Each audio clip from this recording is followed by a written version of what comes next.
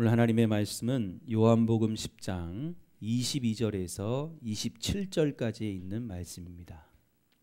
신약성경 163쪽에 있습니다. 다 찾으신 줄 알고 제가 먼저 봉독을 하겠습니다. 예루살렘의 수전절이 이르니 때는 겨울이라. 예수께서 성전한 솔로몬 행각에서 거니시니 유대인들이 에워싸고 이르되 당신이 언제까지나 우리의 마음을 의욕하게 하려 하나이까. 그리스도이면 밝히 말씀하소서 하니 예수께서 대답하시되 내가 너희에게 말하였을 때 믿지 아니하는도다. 내가 내 아버지의 이름으로 행하는 일들이 나를 증거하는 것이거늘 너희가 내 양이 아니므로 믿지 아니하는도다. 다 같이 내 양은 내 음성을 들으며 나는 그들을 알며 그들은 나를 따르느니라. 아멘. 자, 오늘은 사랑의 책임과 의무라는 제목으로 여러분들에게 말씀을 증거하려고 합니다. 이런 얘기가 있어요. 어느 아버지가 좀 모자라는 아들이 있었는데 이제 나이가 들어가지고 결혼을 해야 되는 시기가 되었습니다. 근데 만나는 처녀마다 다 싫다고 하는 거예요. 어느 날 또 선을 보러 가게 됐어요. 그래서 그 선을 보는 처녀에게 좋은 인상을 주게 하려고 아버지가 아들을 교육시키는 거예요. 이렇게 얘기를 합니다. 아들아, 오늘 그 처녀를 만나거든 3가지를 주의해서 말을 해라. 첫째는 사랑에 대한 말로 시작을 해라. 둘째는 가족관계 이야기를 해라. 그리고 3번째는 철학적인 이야기로 맞춰라 그랬습니다. 그러니까 이제 아들에게 지도를 한 거죠. 어떻게 이야기를 해라 그렇게 지도를 한 겁니다. 자, 이 아들이 드디어 처녀를 만났어요.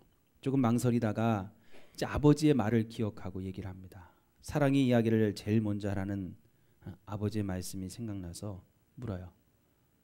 국수를 사랑하십니까? 이 처녀가 말하죠. 국수를 싫어할 이유가 없죠. 아들이 2번째 얘기를 합니다. 2번째가 뭐예요? 가족관계. 오빠가 있나요? 처녀가 없다고 대답했어요.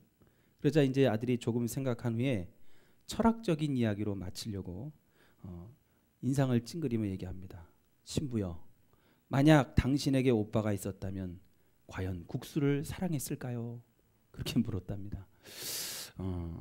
매번 태자에 떨어지는 이유를 아시겠죠? 어쨌든 여러분, 처음 사람을 만날 때는 인상이 좋아야 됩니다. 근데 우리 기독교도 인상, 이미지가 있어요. 우리 기독교의 이미지가 뭐냐? 사랑입니다. 기독교에서 사랑을 빼놓고는 존재 자체가 불가능해요. 왜냐? 하나님은 사랑이시기 때문입니다. 요한복음 4장 7절에서 8절에 그렇게 말씀하죠. 사랑하는 자들아, 우리가 서로 사랑하자. 사랑은 하나님께 속한 것이니 사랑하는 자마다 하나님께로 나서 하나님을 알고 사랑하지 아니하는 자는 하나님을 알지 못하나니 이는 하나님은 사랑이심이니라 그랬습니다. 그래서 믿지 않는 사람들까지도 기독교를 사랑의 종교라고 부르는 이유가 여기에 있죠. 물론 그리스도인이라면 사랑을 베풀어야 되고 그 사랑에 대한 책임과 의무를 행하는 것이 당연한 것이지만 그렇다고 여러분 오해를 해서는 안 됩니다.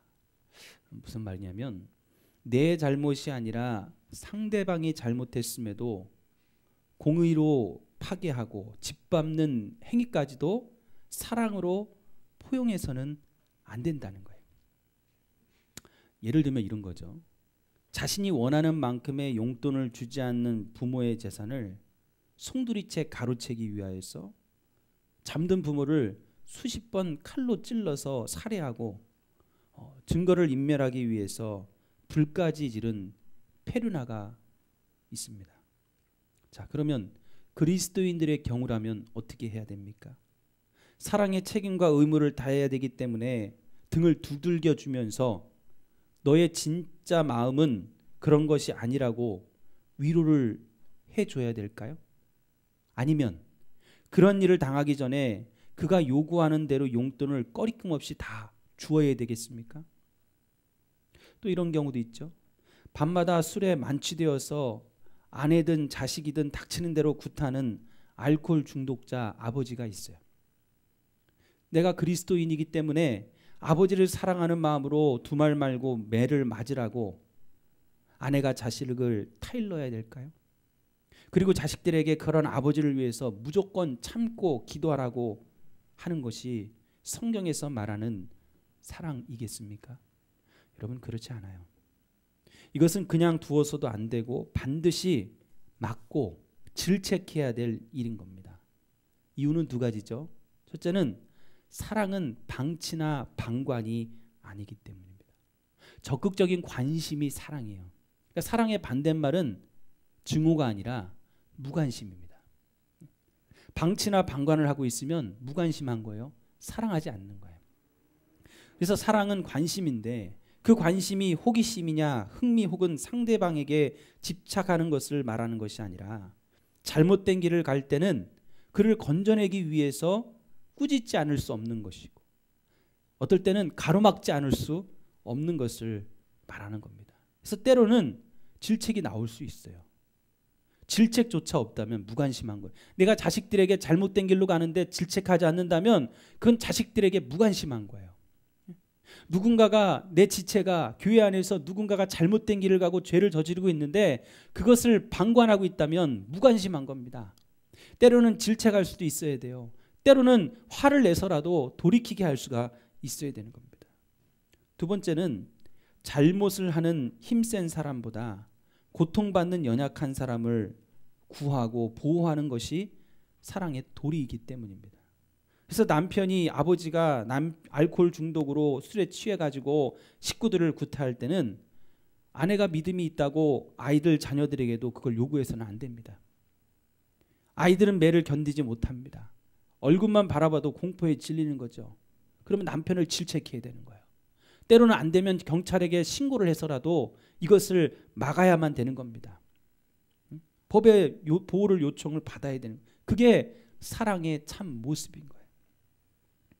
그래서 사랑은 무조건 받아주거나 용서해주거나 자비를 베풀거나 잘못을 저지르는 자를 그냥 보고만 있는 게 아닙니다.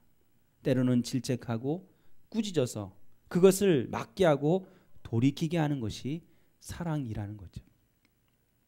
제가 서두를 이렇게 길게 말씀하는 것은 오늘 여러분 말씀을 보세요. 유대인들이 수전절을 맞이해서 예수님께서 성전한 솔로몬의 행각에 계신 것을 말해주면서 성전 안에 계신 주님을 유대인들이 둘러쌌어요. 그리고 질문을 합니다. 당신이 언제까지나 우리의 마음을 의욕하게 하려 하나이까? 그리스도이면 밝히 말씀하소서. 성경의 말들이 좀 어렵죠. 이걸 풀이해서 얘기하자면 이런 거예요. 예수님께서 이제 그들의 대답에 뭐라고 얘기하냐면 너희에게 말했지만 믿지 않았다. 그렇죠? 내 아버지의 이름으로 표적을 보이고 증거를 보이는 많은 일들을 행했지만 너희는 믿지 않았다. 왜냐하면 너희는 내 양이기 아니기 때문이다. 이 내용이 쭉 나옵니다. 자, 수전절이라는 게 뭐예요? 글자 그대로 성전을 수리하고 단장하는 것을 축하하고 그것을 기뻐하는 절기가 수전절입니다. 자, 그런데 주님이 이 수전절에 성전 안에서 자기를 둘러싸고 질문하는 유대인들에게 질책하고 있어요. 그들을 혼내고 있단 말이에요. 26절에 뭐라고 그래요? 너희가 내 양이 아니므로 믿지 아니하는도다. 유대인들의 잘못을 지적할 뿐만 아니라 혼을 내고 있는데 왜 혼을 내느냐? 24절에 당신이 언제까지나 우리의 마음을 의롭하게 하려 하나이까? 그리스도이면 밝히 말씀하소서. 자, 이 당시는 로마의 지배 아래 살고 있었어요. 그래서 로마의 핍박과 지배에서 이 유대인들을 구원해 줄 메시아를 유대인들은 기다리고 있었습니다. 자, 그런데 많은 사람들이 예수님을 메시아라고 하는 거예요. 구원자라고 하는 거예요. 그랬더니 유대인들이 묻는 거예요. 사람들이 당신을 메시아라고 하는데 맞습니까? 아직도 의심이 갑니다. 당신이 정말 그리스도입니까? 그러면 말씀해 주십시오. 자, 여러분 잘 들으셔야 됩니다. 여기서 말하는 메시아 그리스도인 이 말이 유대인들이 쓰는 말하고 우리가 알고 있는 거하고 전혀 달라요. 유대인들이 표현하는 그리스도인은 그리스도라는 말은 기름 부음을 받고 우리 인류의 죄를 씻기고 영원히 우리를 구원하기 위해서 오신 그리스도를 얘기하는 게 아니라 지금 자기들이 로마의 지배를 받고 막 핍박을 받고 이 지긋지긋한 삶에서 자기들을 구원해 줄 그런 분을 기다리고 있는 그것을 얘기하는, 그것을 그리스도라고 얘기하는 겁니다. 당신이 그럴 만한 능력이 있냐는 거예요. 이 로마들을 물리치고 로마의 군병들, 이 로마를 갖다가 싹 우리에게서 물러가게 하고 우리를 이 어려움에서 구원해 줄 그 그리스도가 맞냐는 거예요. 그럴 권위와 명예를 가졌습니까? 그럴 능력을 가지고 있습니까? 따지고 있는 거죠.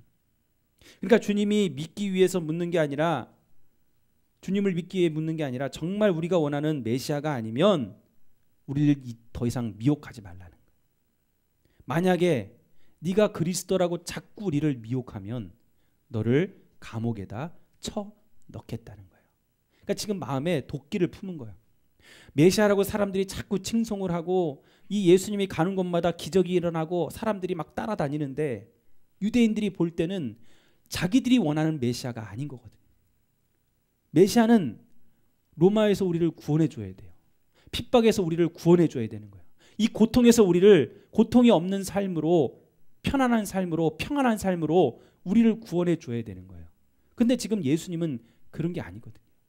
더 이상 우리를 미혹하지 말라. 아니면 너를 감옥에다 쳐넣겠다는 거죠.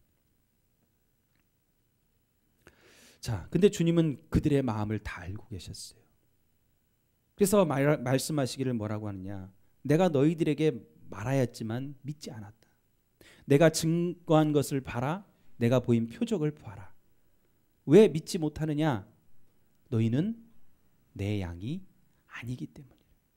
아무리 진리를 얘기해도 알아듣지 못하는 그들의 잘못된 생각을 고치기 위해서 내 양이 아니라고, 내 백성이 아니라고, 내 자녀가 아니라고 그들을 혼내고 질책하고 계시는 겁니다. 주님이 혼낼 때고 책망할 때는 어떻게 하십니까? 심지어는 유대인들에게 뭐라고 그래요? 욕을 하시죠. 이 독사의 새끼들아 그러죠. 저 유대 나라에는, 이스라엘은 뱀이 많아요. 근데 우리나라에는 개가 많죠. 잘 생각해 보시면 어떤 육인지 아실 겁니다. 아직도 대입이 안 되시나요? 성전을 더럽힐 때 아예 힘으로 그들의 상을 다 둘러 엎으시고 내쫓기까지 하시죠. 자, 여기서 그러면 우리는 의문을 갖죠. 예수님은 사랑이신데, 하나님은 사랑하신데 어떻게 그들을 혼내고 책망하고 욕을 할 수가 있을까? 그것은 주님이 정말 사랑하시고 그 사랑에 대한 책임과 의무가 있기 때문에 그렇게 하신 것입니다. 정말 사랑하면 혼을 내고 매를 대서라도 돌아오게 하는 게 사랑입니다. 사람들도 그렇지 않아요? 부모가 자식을 사랑하기에 잘못된 길을 가려고 하면 꾸짖고 혼을 내고 안 되면 매를 들어서라도 돌아오게 하는 것이 사랑이죠. 만약 그렇게 하는 것이 사랑이라면 세상 사람들과 다를 게 뭐가 있을까요? 세상 사람들 다 그렇게 합니다. 믿지 않는 사람들도, 부모도 다 그렇게 해요. 자식들이 잘못될까 매를 대기도 하고 혼을 내기도 하고 질책하기도 합니다. 그러면 하나님의 사랑, 성경에서 말하는 사랑은 도대체 어떻게 다른 걸까? 하나님이 말씀하시는 사랑에 대한 책임과 의무는 무엇일까? 두 가지로 말씀드려요. 첫째는 기준이 달라요. 믿지 않는 사람들이 비판하고 혼을 내고 책망할 때는 언제나 그 기준이 자기 자신입니다. 자기 자신의 판단에 옳으면 맞는 것이고 아니면 틀린 거예요. 그래서 자신에게 해를 끼치는 자에게 비판하고 책망을 합니다. 그러나 그리스도인들은 그 행하는 기준이 달라요. 내가 아니라 하나님의 말씀이 기준입니다. 그래서 내 유익을 구하지 않습니다. 말씀의 기준을 두면 상대방을 비판하는 게 아니라 책망하는 자신에게 피해가 온다 할지라도 책망을 해요. 사랑하기 때문입니다. 또 그 상대가 올바른 기준에서 벗어나 있기에 당하게 될 어려움을 아니까 막는 것입니다. 사랑하기 때문입니다. 사랑하니까 내 기준으로 하지 않고 내가 손해를 보더라도 책임과 의무를 다하는 겁니다. 제가 아동부 교사를 할 때 말을 듣지 않는 아이들이 있어요. 근데 말을 듣지 않는 아이들 대부분이 누구냐면 죄송한 말씀이지만 대부분 교회 장로님 아들, 권사님 아들들이에요. 저도 그랬어요. 근데 장로님이 무서워서, 권사님 성도가 무서워서, 아니 그들이 혹시나 자녀들을 혼내면 상처받을까 봐 그게 두려워서 그들을 그냥 보고 놔둔다면 그것은 기준이 내가 되는 거예요. 우리의 기준은 내가 아니라 하나님의 말씀이 돼야 됩니다. 그들이 하나님 안에서, 신앙 안에서 자라갈 수 있도록 올바르게 가르칠 의무가 교회학교 교사에게는 있는 것이죠. 그걸 할 수 있어야 돼요. 내가 어떨 때는 손해를 보더라도, 어떨 때는 그들에게 욕을 듣고 그 부모에게 질타를 받더라도 가르칠 때는 가르칠 수 있는 교사가 바로 하나님의 말씀을 가진 신앙 안에 선 사람인 거죠. 그게 사랑의 책임과 의무입니다. 그래서 결과도 달라요. 내가 기준이 되어서 책망을 하면 상대방은 상처를 받습니다. 무너져요. 반대로 말씀의 기준을 두고 책망하면 처음에는 상처받는 것 같고 무너진 것 같지만 다시 돌아옵니다. 그들이 깨닫고 결국에는 원래의 자리로 돌아와 일어서게 되는 거예요. 잘못된 길에서 올바른 길로 방향을 돌리는 겁니다. 주님이 유대인들에게 책망하실 때도 말씀을 기준 삼아 하셨습니다. 그래서 성전을 더럽힐 때 그들을 힘으로 쫓아내시면서 뭐라고 하세요? 성경에 있는 말씀을 인용하시죠. 이사야에 있는 말씀을 내 집은 만민이 기도하는 집이라. 여기서 돈을 바꾸고 비둘기를 팔고 소와 양을 팔 곳이 아니라 내 집은 기도하는 집이라. 말씀을 기준 삼아 책망하시는 거예요. 유대인들이 예수님과 논쟁할 때, 공경에 빠뜨리려고 할 때도 예수님은 유대인들에게 율법에 뭐라고 적혀 있느냐 물어보십니다.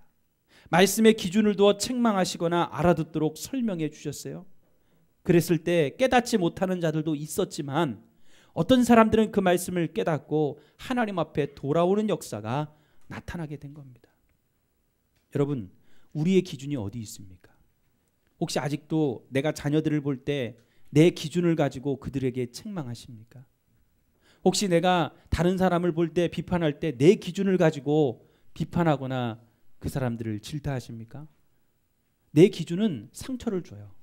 내 기준은 그들을 무너뜨려요.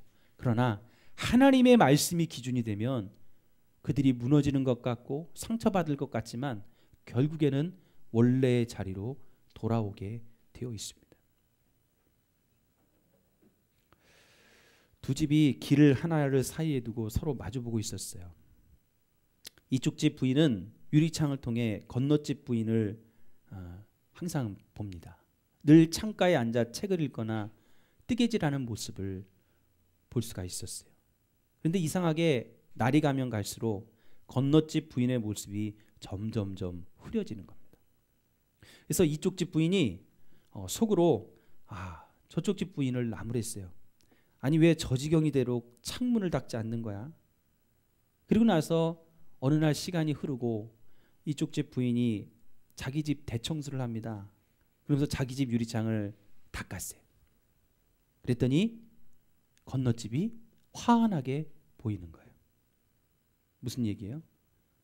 그 사람이 청소하는 게 아니라 내가 내 집 창문을 청소 안에서 흐려지고 있었던 것이죠. 기준을 어디에 두느냐에 따라서 다른 겁니다. 여러분, 나의가 기준이 아니라 하나님의 말씀이 기준이 되어 사랑하시고, 어떨 때는 책망과 또한 질타와, 어떨 때는 여러분들이 그 사랑의 책임과 의무를 다할 수 있는 저와 여러분들이 되기를 간절히 축원합니다. 두 번째로는 자신을 먼저 세워야 됩니다. 주님의 책망은 주님이 먼저 하나님의 말씀을 따라 바로 살고 나서 가르치시는 것을 보여주었어요. 그래도 믿지 않자 그때 책망을 하셨죠. 믿지 않는 자들은 상대방의 잘못을 봅니다. 근데 그 잘못을, 상대방의 잘못을 보느라 내 잘못을 전혀 보지 못하는 거죠. 반면 그리스도인들은 상대의 잘못 속에서 더 큰 자신의 잘못을 발견하게 됩니다. 이게 신앙이 있는 사람과 없는 사람의 차이예요. 그래서 내가 상대방의 잘못을 볼 때 그냥 그 사람의 잘못을 보는 사람과 신앙을 가지고 상대방의 잘못을 보는 사람은 달라요. 그 사람의 잘못 속에서 뭐를 보냐면 나를 봐요. 그 사람의 잘못을 먼저 막 뭐라고 하기 이전에 나를 본다고요. 혹시 나는 저러지 않을까? 혹시 내 모습은 어떨까? 그리고 내가 내 자신을 먼저 고치고 난 다음에 그 사람에게 얘기를 하게 됩니다. 그러니까 영향력이 있는 거예요. 내가 변했으니까 다른 사람도 변화가 되는 겁니다. 내가 변하지 않으면 절대 변하지 않아요. 평신도였다가 직장을 다니다가 목사님 되신 분이 있어요. 근데 이분이 간증 속에 그런 얘기를 하더라고요. 자기가 목회를 한참 하다가 자기하고 직장에서 일하던 직장 동료가 한번 자기를 찾아왔대요. 그리고선 이제 같이 식사를 하는데 오랜만에 만나 반갑게 식사를 하면서 그분이 얘기를 하는 겁니다. 제가 목사님 때문에 저도 변했습니다. 그러는 거예요. 그래서 무슨 얘기인가 들어봤더니 이분들은 두 분이 다 원래 술을 잘 마시던 술꾼들이었고 도박하던 도박꾼들이었어요. 그러니까 항상 도박을 하며 술을 마시며 밤새고 세상에서 이렇게 생활을 하던 그런 분들이었죠. 근데 어느 날 이 목사님 되시는 분이 예수를 만나고 변화가 된 거예요. 술도 끊고 도박도 끊고 완전 삶이 180도 달라져 버렸어요. 처음에 같이 생활을 하던 같이 그 일을 하던 그 친구분이 충격을 받았어요. 자기하고 똑같은 삶을 살았던 사람이 달라지는 거예요. 근데 한동안은 이 사람도 그 충격을 받았지만 자기의 삶을 그대로 살아갑니다. 그러다가 그 목사님이 된 그분의 삶을 보면서 그분이 달라지는 삶을 보고 그들이 바뀌어진 삶을 보고 이분도 변화가 된 거예요. 그래서 나중에 만나서 식사 자리에서 그분은 목사님, 찾아온 그 친구분은 장로님이 되어서 서로 만나게 된 거죠. 여러분, 진정한 그리스도인 신앙인들은 누군가의 잘못을 얘기하기 전에 나를 먼저 바꾸는 사람. 내가 바뀌면 내가 말하지 않아도 내 주변에 있는 사람은 바뀌게 되어져 있어요. 참 신기하죠. 내가 바뀌지 않으면 내가 아무리 목사라도 내가 바꾸지 않고 내 자식이나 내 주변에 있는 사람들에게 아무리 얘기를 해도 변화되지 않아요. 왜? 내 행동은 그대로니까. 내 모습은 그대로니까. 야, 이거 고쳐, 저거 해. 근데 내 모습이 아직도 그대로 있으면 그 사람의 모습도 전혀 바뀌지 않는 겁니다. 그러나 나를 먼저 세우고 나면 그 사람의 모습은 나를 통해 영향을 받아 변화될 수가 있는 것이죠. 어떤 교단에서 그 총회 건물을 지었어요. 공사가 끝났는데 공사 대금을 지불하지 않았습니다. 계속 이런저런 이유로 시간을 끌면서 대금을 주지 않자 화가 난 건설회사에서 직원들이 나흘 동안이나 그 지어진 건물을 점거하고 농성을 벌였어요. 그 교단이 이제 대응을 하죠. 모든 언론 매체를 동원해서 난동 부리는 건설회사와 직원들을 책망하고 비난했습니다. 자, 누가 잘못했습니까? 건설회사 직원들이 잘못했을까요? 제가 볼 때는 이 교단이 잘못했어요.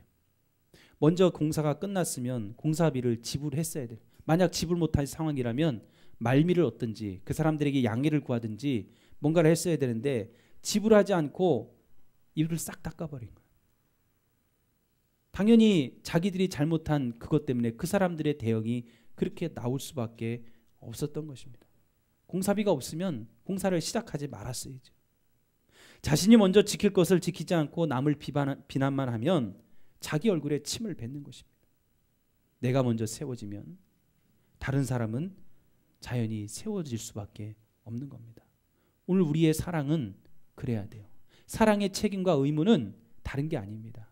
먼저 기준이 내가 되면 안 되고 하나님의 말씀이 되어야 되고, 두 번째는 나를 먼저 바꿔야 됩니다. 나를 먼저 세워야 됩니다. 내가 먼저 변해야 됩니다. 그러면 그 사랑의 책임과 의무는 나를 통해 흘러가게 돼 있어요. 사랑하는 성도 여러분, 예수님이 우리 속에 성령으로 오셔서 우리는 이미 성전이 되었습니다. 이 교회만 성전, 건물만 성전이 아니라 여러분 각자가 예수님이 함께 하시는 그 순간부터 여러분들은 성전이요 교회입니다. 오늘 이 수전절에 예수님이 유대인들에게 책망하신 이유는 야, 성전도, 눈에 보이는 성전도 새로 수리하고 개조하듯이 오늘 너희들을, 내가 너희 안에 거하는 성전인 너희들의 몸과 영혼도 새로 고치고 수리되지 않겠냐 이거예요. 너희들이 지금 해야 될 사랑, 베풀어야 될 사랑, 그 모습이 정말 하나님 뜻에 맞는 모습이냐? 그게 아니라 이거죠. 빨리 그것을 개조하고 닦아내고 고쳐서 하나님 앞에 온전한 사랑의 책임과 의무를 다하라고 오늘 예수님은 유대인들에게 책망하신 거예요. 한번 우리의 모습을 여러분 돌아보십시오. 예수님은 우리에게도 이 수전절에 책망한 유대인들의 모습과 같이 오늘 우리에게도 말씀하고 계시는 거예요. 너희들은 어떠냐? 너희들의 성전은 온전하냐? 너희들이 정말 내가 사랑인데 그 사랑을 품고 책임과 의무를 다하고 있느냐? 그걸 묻고 계신 거죠. 그 책임과 의무는 남을 비판하고 비난할 것이 아니라 그걸 얘기하는 게 아니라 그건 2차적인 거예요. 너희의 기준이 어디 있고 너희의 모습이 지금 어떠하냐고 우리에게 말씀하고 있는 겁니다. 우리 모두가 오늘 이 말씀, 예수님의 이 말씀의 음성을 기억하시면서 사랑의 책임과 의무, 오늘 나를 먼저 돌아보시고 내가 먼저 변화되고 세워져서 여러분들 주변에 선한 영향력을 끼칠 수 있는 우리 모두가 되어줄 수 있기를 간절히 축원합니다. 기도하시겠습니다.